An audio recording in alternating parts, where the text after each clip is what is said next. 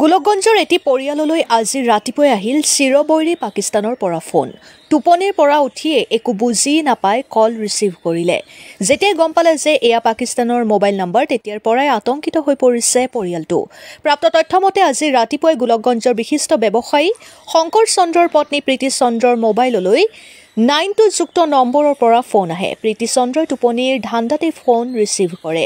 সিফালৰ পৰা এজন যুৱকে হেল্ল' কৈ কাটি দিয়ে। তেতিয়া প্ৰীতি চন্দ্ৰই ফোন থৈ আকৌ টোপনি যায়।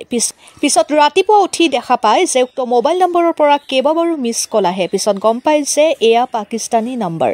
লগে লগে প্ৰীতি চন্দ্ৰৰ স্বামী শংকৰ চন্দ্ৰই উক্ত ঘটনা সম্পৰ্কে গোলকগঞ্জ থানাত অৱগত কৰে। লগতে পৰিয়ালটোৱে 92 যুক্ত নম্বৰৰ পৰা ফোন আহিলে ৰিচিভ নকৰিবলৈ ৰাইজক আহ্বান জনায়। নমস্কার, আজকে আমি সকালে ঘুমায়াছিলাম, ঘুমের তালেই আর কি দেখি ফোনটা বাজলো আর কি।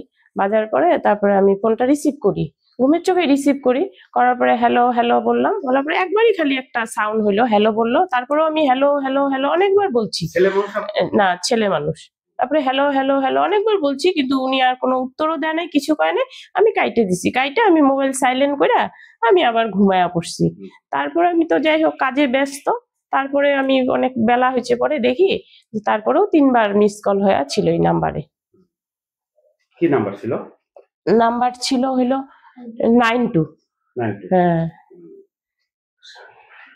তারপর আমি আমার স্বামীকে বললাম যে দেখো এরকম এরকম ভোরবেলা আজকে এরকম ঘটনা হয়েছে, তো এরকম আমি তো এরকম কি পাকিস্তান কি এটা একটা কিসের একটা লেখা ছিল মোবাইলে, এরকম ফোনটা আসছে, তা একটু থানায় যে ইনফরমেশন দেওয়াটা ভালো, যেহেতু সরকার বইলা দিছে যে এই নাম্বারে ফোন কেউ যেন না ধরে একটু জানানো ভালো। তারপরে উনি গিয়ে আর কি থানায় গিয়ে বইলা আসছে যে এই ঘটনা হয়েছে।